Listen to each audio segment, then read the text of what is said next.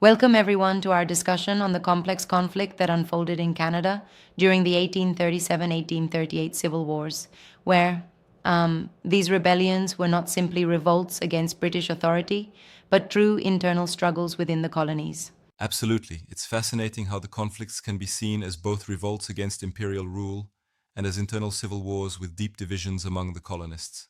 Right.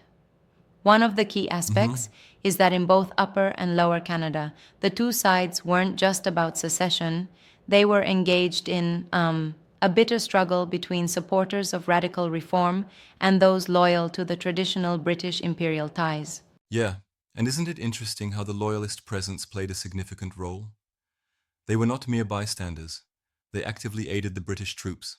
Exactly. It's like a two pronged battle. On one side, we had, well, French Canadian nationalists in Lower Canada determined to carve out an independent republic steeped in their own culture.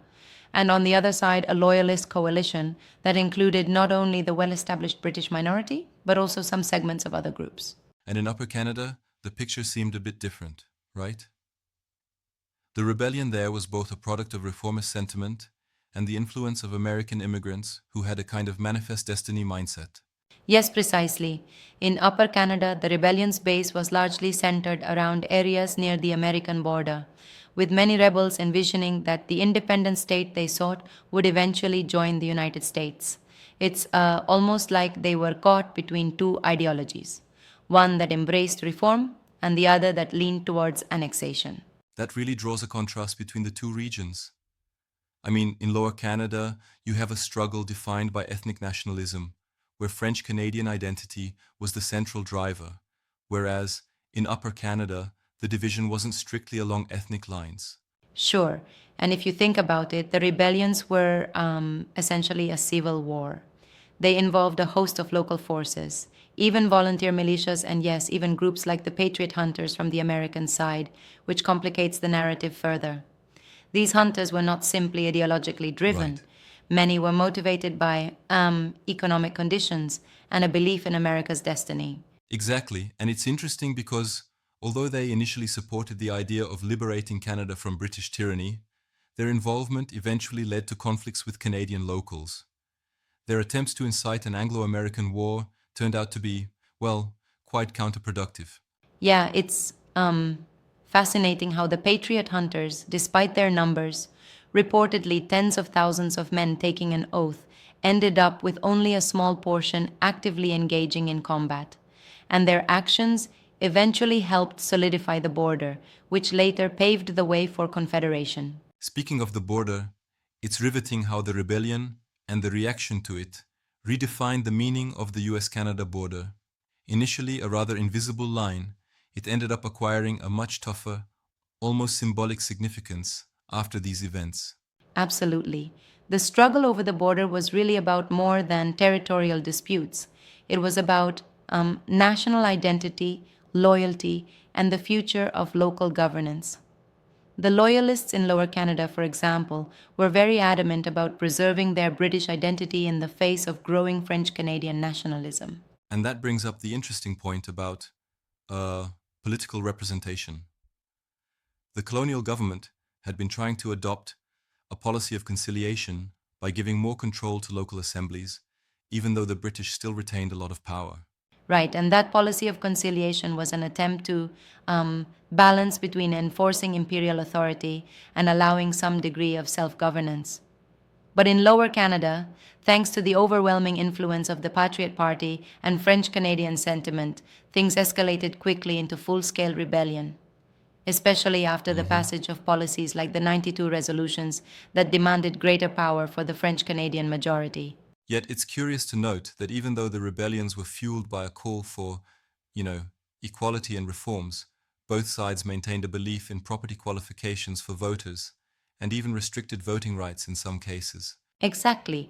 It wasn't a quest for universal democracy by any means. Both the loyalists and the radicals, despite their differences, shared an understanding that political power should be limited to those who met certain qualifications. It's almost paradoxical. I get your point, though I would challenge, respectfully, the implication that these views were uniformly held. There were moderates on both sides who, at least in theory, were more open to broad democratic participation. Would you agree that there was some nuance there? Absolutely, there was nuance. Some moderate reformers cooperated with conservative loyalists later on, especially when it came to establishing responsible government. But the prominent voices, like Papineau in Lower Canada, were very clear in their ethnic nationalist stance that eventually would marginalize the British minority if given a chance, even Hmm. if it might simplify the internal dynamics a bit. It's this tension, this delicate balancing act between different ideologies and loyalties that really defines the period, isn't it? Absolutely. And as the rebellions failed, they set the stage for one of the most significant structural changes in the region, the creation of the United Province of Canada. Through, well, a sort of imposed union, British power was reinforced in a way that laid the groundwork for eventual confederation in 1867. It's almost ironic, right? The very failure of these radical movements led to a more united political entity that, in turn, helped ensure British influence persisted in North America for decades. Yeah, it's quite the historical irony. The rebel aspirations, whether they aim for a French Canadian Republic or an American leaning state in Upper Canada, ended up consolidating British control rather than fragmenting it. And what's also intriguing is how the British government, despite the initial appearance of conceding to demands and even attempting conciliation, ultimately relied on military force when needed, specifically reinforcing troop numbers, after realizing that appeasement wouldn't subdue the rising militancy. Exactly, they increased the presence of British regular troops, borrowed regiments, and importantly, leaned on the local loyalist volunteer militias. It really underscores the mixed strategy of coercion and collaboration that imperial systems often depend on. That reminds me a bit of other colonial settings where imperial powers balanced local interests with their own authority, doesn't it?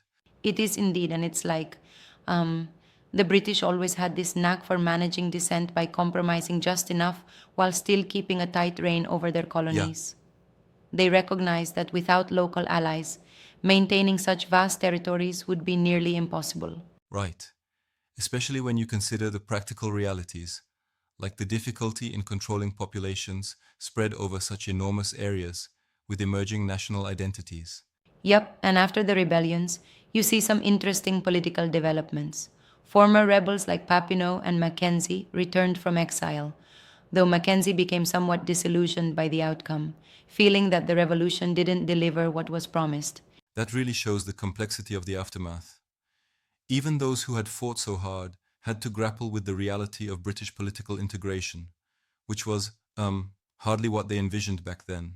Absolutely, and over time, many of the former radicals joined forces with moderate reformers from both Canadas to push for responsible government rather than revolutionary change. It was almost a pragmatic shift from radical ideals to working within the system, sort of a coming to terms with reality. Hmm. And that paved the way for the gradual acceptance of responsible government, which, despite its imperfections, eventually fostered a more stable political evolution in Canada. Right, the integration into a unified political entity and a more accepted status quo helped to bridge the divisions between the French Canadians and the British minority, even though those cultural tensions never fully disappeared. It's a vivid demonstration of how the failures of revolutionary movements can force a redefinition of political boundaries and identities. Exactly. And another curious aspect is how the early rebellions, which at first might seem like isolated events in Canadian history, actually tie deeply into the broader narrative of empire and decolonization. The rebellions indirectly influenced so many later developments, especially in delineating the future of British North America. Yeah, the resulting emphasis on a united Canadian state turned out to be crucial when, later on, there was another looming threat of disintegration or even American expansionism. Right? The failure of the rebellions meant that the provinces stayed in the British fold long enough to modernize politically and economically, ultimately allowing the emergence of confederation. It's almost like the defeat was a necessary, albeit harsh, catalyst for long term stability. And it's interesting how much of this narrative challenges some of the popular myths, like the idea that these are simply divisions between older British settlers and newer immigrants. The reality was far more complex, with multiple loyalties and shifting political ideologies. Absolutely, it's not a simple black and white divide. There were layered political, social, and ethnic factors intermingling, and that complexity is what makes the Canadian Civil Wars a fascinating study in how nations evolve. Each side Mhm. had its own internal contradictions.